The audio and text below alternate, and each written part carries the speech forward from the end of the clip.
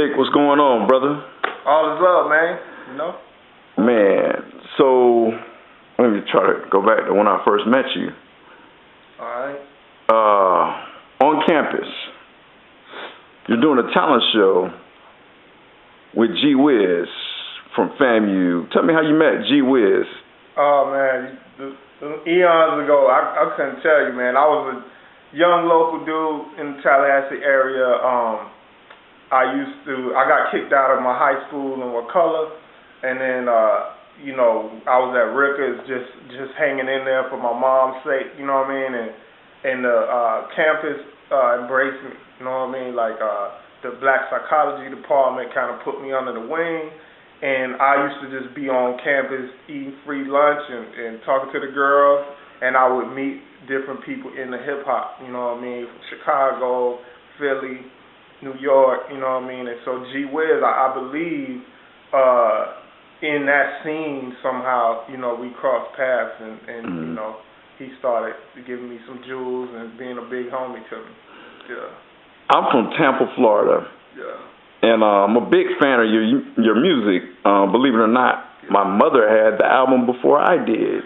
I think I got the album for free, the Let's Get Free album, when I worked for Space Coast Coast to Coast. I was the only black guy. I was the first black man to work for Adult Swim. And I was a PA for Space Coast Coast to Coast, and your CD floated in there. And I'm like, man, I know these guys. And I'm from Tampa, Florida, and I see that you guys knew a little bit about the People's Party, man. Joe Waller, and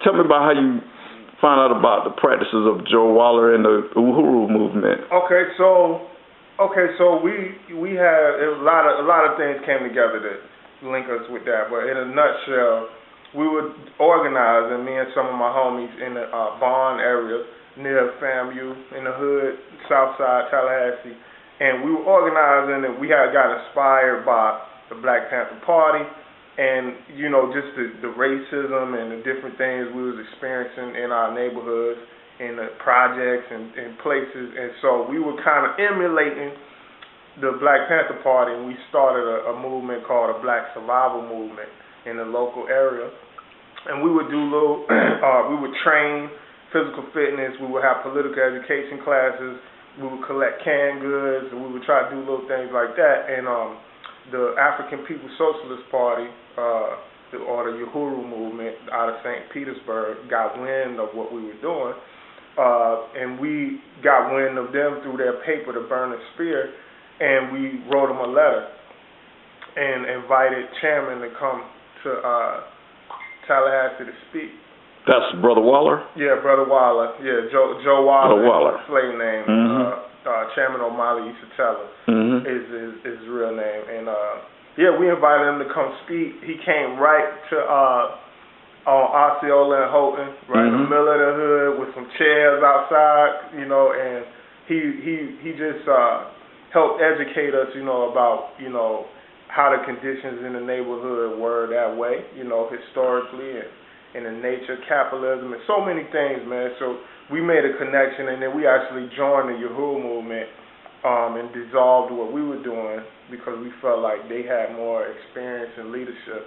And, we started traveling Chicago, Oakland, all over, getting political education and working on people's campaigns. Yeah. Okay, when I met you, your name was Clayton Gavin, and you were out of Wakulla County, but you were around the campus. And I remember seeing an article about you in either the Flambeau or the Democrat, in which you were in the school, and you were complaining about the Confederate flag. You said that the bushes were in the shape of a Confederate flag, and you were stating that you were exposed to a lot of racism at that school, Wakulla County school, or whatever the school was, and explain that experience to me. Well, okay, so what happened? I think I was in 9th, 10th grade, sometime like that, and I had never. Let me tell you, put you in context.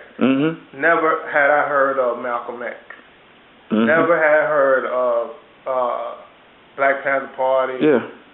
The concept of Black history, none of that. Mm-hmm.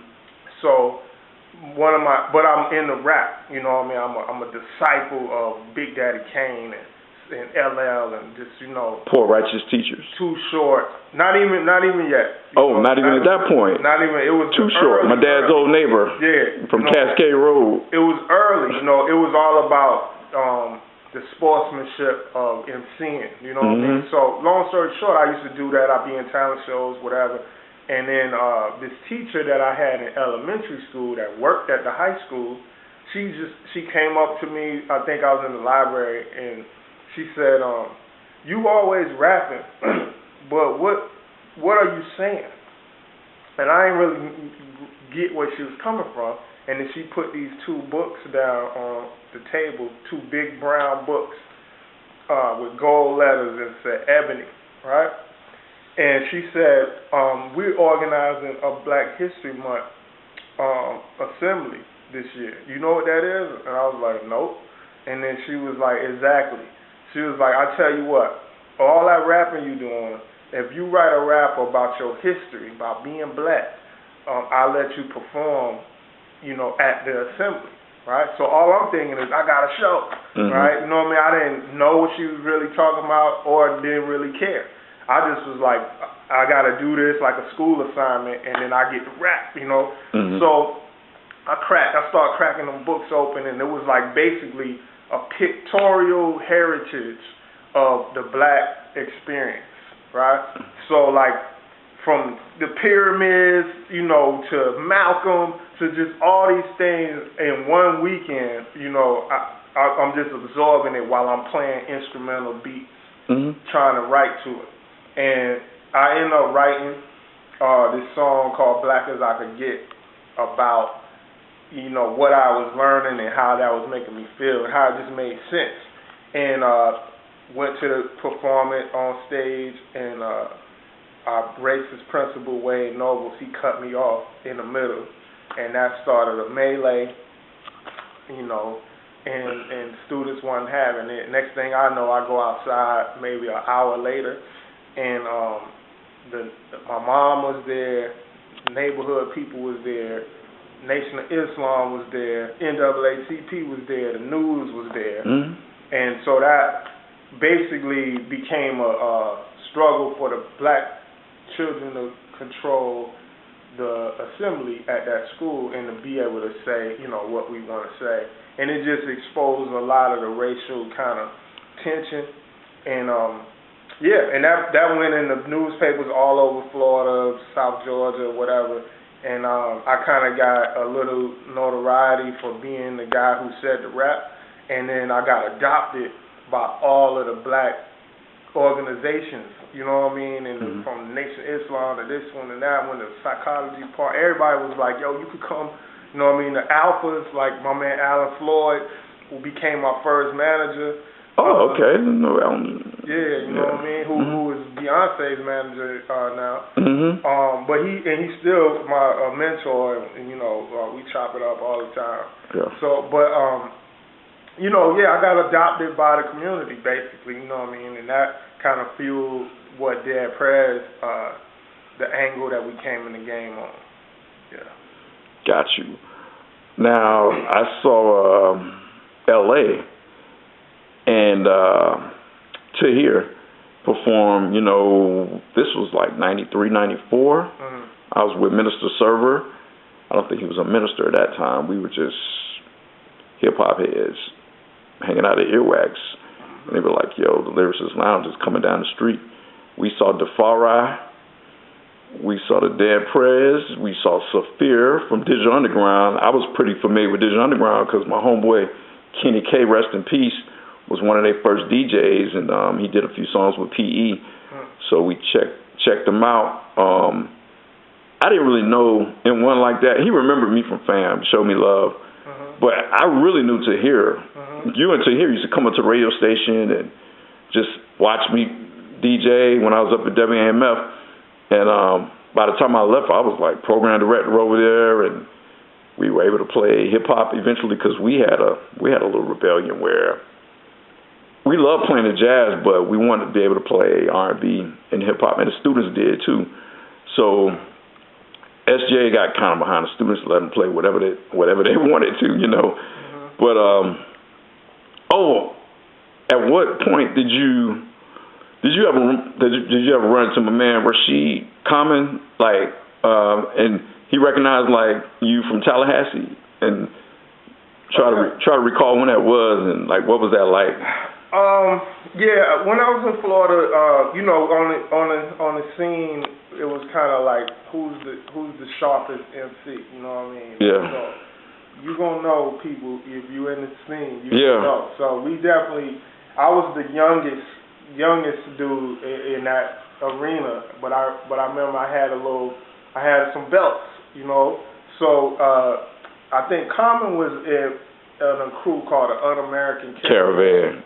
And so they was kind of making songs and, you know what I mean, like doing it to that level. And I think we met one time in Paddyfoot in a little battle, and I you know, I turned it up a little bit, and you know, but we met like years later in New York. Yeah.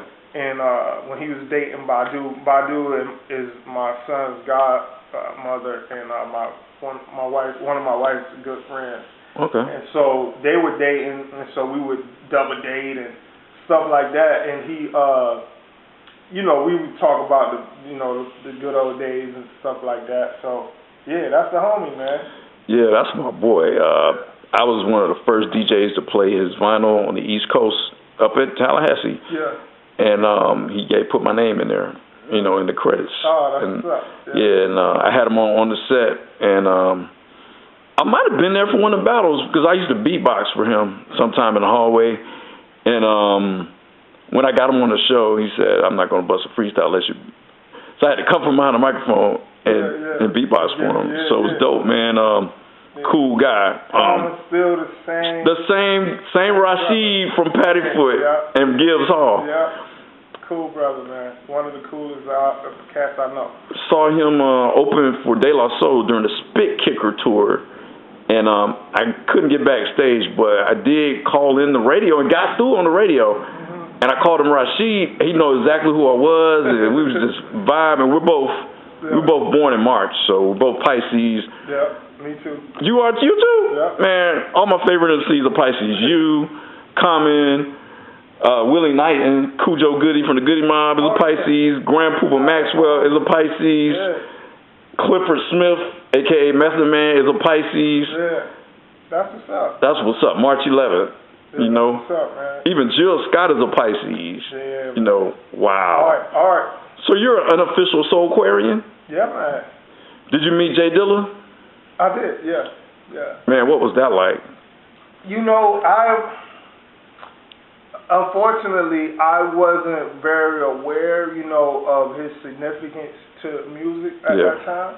Because my taste for music, now I can appreciate him, but to be totally honest, like when we was rolling in those circles, I didn't really know his music, you know what I mean? And the sound, the neo soul funk kind of vibe wasn't really my thing. You know, I was into like Tupac, West Coast, hard gangster shit, you know, and so I didn't know where that fit. It just wasn't on my radar. So, you know, as he started going through Lupus and everybody that I knew, from Talib to Badu to Common, the Roots, everybody was like, Dilla, you know what I mean? That's how I got more aware of the significance he made. And, he produced that and he did that, you know what I mean? So, but when I met him, it was just like, what up? You know what I mean? And I didn't get a chance to give him, you know, the honor of, you know, what he was doing, because I just wasn't up on it, you know. Yeah. Dope. I lost touch with you, and like I said, I got the Let's Get Free album. That was the first album, right, that you guys did? Mm-hmm. Got that at Turner, or I think my mom got it, and my mom worked at University of South Florida, and we did like hip-hop lectures. Me and his brother in the Zulu Nation with me. Goodness. Man. And so, you know, I got that album, and then some kind of way I got a hold of Revolutionary but Gangster. Cannot find it. And then I got N1's solo album, you know. It was a point when Erykah Badu, right? Okay. Our fellow Piscean. She has a thing for MCs, as you know. My cousin's childhood friend, Dre Benjamin, 3000. You know, they have 7 together. And then she dated Rosh for a while, and whatever happened. You could read it in the book. And she was kicking it with him for a minute, correct? With L.A.? Not that I know of. No? Yeah. I heard it through the grapevine, but rumors, man. Yeah. And then, but after hearing that rumor, she had a child from DOC, you know, and then after that, she had a child from the other kid from New Orleans. J-Elect. Yeah. And I'm still waiting for the album to drop. Yeah. Yeah, right. But yeah, man, it's so good to see you, dude. And I'm glad everything is good. One of my I'm an Omega. One of my fraternity brothers told me that that your wife attended Georgia State, and that's how I knew you were here.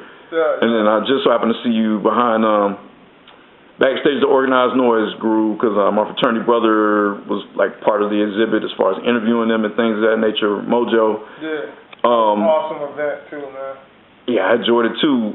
What is your experience with like Organized Noise and their music? You know, growing up, was that one of the groups you kind of like listened to? Oh yeah, Organized Noise is definitely inspirational to my Southern pride. You know what I mean? And creativity, you know, soulful substance, you know, they I mean, I like Outkast, you know, like I remember seeing Outkast on the set across the street at their first concert in Tallahassee. Yeah, I had graduated by that time. Yeah, but I remember, you know, because they had the Players Ball, right, which was so creative. And then it was hood, and it was what we was doing at the time, and so that was like Outkast to perform. So, you know, we went to see them, and fast forward years later, our first international tour was Outkast, Goody Mob, Dead Prez. You know what I mean? So we was in Germany in the snow, running around. Yeah. But Goody Mob, I think for us was like, they album Soul Food became. It was a masterpiece, you know what I mean, in terms of the sound and the substance and the way they was just doing it and just keeping it 1,000. You know what I mean? Like I feel like nobody's done that before or since. You know, like Curtis Mayfield and Ghetto Boys at the same time. You know what I mean? So yeah, I love them, man. I've had a chance to be in the studio with Sleepy and Rico and Ray and you know, that team. Yeah. You know, and I appreciate them a lot, man. Did you get a chance to check out the rest of the Elevation exhibit? Yeah, I did. Cool. Yeah, that was cool. Yeah. Great. Yeah. Interesting. Yeah, I'm originally from Atlanta, man. I was born here. I was back and forth between Tampa, Florida, and Gainesville. My mom went to law school at University of Florida. It was a trip because I left Atlanta in like 1980. Same thing that Dr. Hobson was talking about at Elevation, and around the time of the Atlanta child murders. And when I got to Florida, everybody's like, "You okay?" You know. But I saw that the way it was in Florida, how racist it was, and you can attest to this. I'm like, y'all asking me, am I okay? And y'all living in this? All right. You know what I mean? Yeah. And then I left and came back, and a lot of my childhood friends were making records, like Willie Knighton with Cujo, with the Goody Mob, and I had friends that knew Little John, you know, and he was starting to pop off. Yeah. Too Short moved into my dad's neighborhood.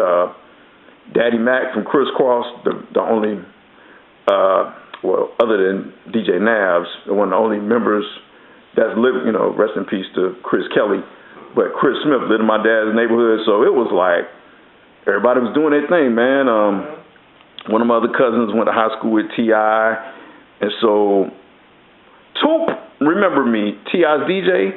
Toop remembered me from Live on the Set because he used to DJ for the Poison Clan. Yeah. How crazy is that? And for Shadi. Doing it forever. Toop is nice. Toop was DJ for Shadi? Yeah, Toop and Mike Fresh. Remember Mike Fresh and Toop? Yeah. And it's another DJ named Devastator, who's from Decatur. And one of my friends put up a thing about Edward J. Yeah. Devastator was one of Edward J's DJs. It was a whole bunch of DJs from Edward J's shop in Decatur that went on to become famous. Yeah. And I remember from Shake With Your Mama, gotta give a shout out to Devastator for making the beat. They give a shout out to all you big booty freaks. You know, Freaks to Mike Fresh, Madball and Uzi. Yeah. You know, and like Madball and Mike, all them, Ali knew them from Miami. Okay. You know. Yeah, Poison Clan was an inspiration too. Poison Clan. Because to me, JT Money and them, they were, they put, and I dare say this because some people might say, oh, that's blasphemy, but this is what I felt, is that they put lyricism to booty shake music. Yeah. You know, they was spitting in a way that it was still club, hood, all that. But it was like the way they put the lyrics together was actually lyrics that you'd be like, oh, that was fresh, you know what I mean? Yeah, Debonair Drugs were from Brooklyn. Jay was the only one from Miami. Ah, okay, see. And Jay lives in Tampa now. Okay. You know, some of my boys do shows with him. Okay. So, dope. Cool. Dope. That's dope, man. I guess you could talk about any of your projects that you're working on now. Let's see. Main thing, man, is RBG Fit Club, man. That's the movement outside of just the music. You know, holistic health and fitness. I became a long distance running coach, and my wife is a holistic nutritionist and a health counselor.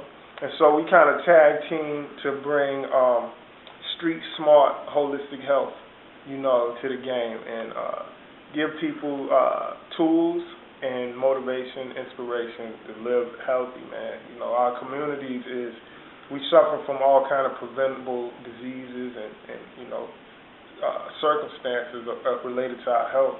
And even more, we die from, you know, food-related things, even more than police brutality. You know what I mean? You know, so that's our passion. That's the front line for us today. And I also do music to complement that mission that I call Fit Hop, and a combination of music to train to, you know what I mean, and you know, it's the gangster rap of health. So, you know what I mean, we call it Healthy Gangster, and that's what I'm doing, and enjoying family life, you know what I mean. Cool. I was just telling you about my producer, Charles Williams. He was the producer for On the Set. We started On the Set with our own money. We had no help from the university. His little brother, Ron D for Detroit, he was doing Dilla Day like 3-4 years in a row when they were still doing it in Detroit. They're doing it in Miami now, so we're going to try to help him do it like down in Miami. He had a blessing from all Dilla's people. He wasn't fortunate enough to meet Dilla when he was living, but you know, he grew up on Dilla beats, and he got to meet Black Milk, Guilty Simpson, and people like that. Guilty Simpson. Yeah. So he's cool. In fact, I interviewed him last. Okay. Anything that you'd like to add? Oh, man, appreciate you, man. It's good seeing you. Always good to catch up, you know, with the home team. You too. Yeah, man, I'm thankful, man. I hope to be able to come to your class and chop it up, you know, in different ways. So yeah. Absolutely. Yeah, man. One more question. Do you ever run into people from way back in the day in Tallahassee that be like, remember me? Like, no, not really. I probably, this hasn't happened yet, but On the Set was pretty inspirational. People tell me, I got a feeling that I'm going to run into T-Pain one of these days because I hear he lives in Atlanta. Yeah. And he's going to be like, you're Flash Jordan. Yeah, exactly. But same thing, I ran into T-Pain too. And one of his cousins, people in his entourage is somebody that I knew well, you know what I mean? Cool. And I knew T-Pain a little bit too, but it's just crazy. I run into people all the time that be like, remember you? They be like swearing, you went to FAM. You was in my class. I'm like, nigga, I ain't never went to FAM. You know what I mean? I was on the campus, but I was never enrolled. Right. So I run into that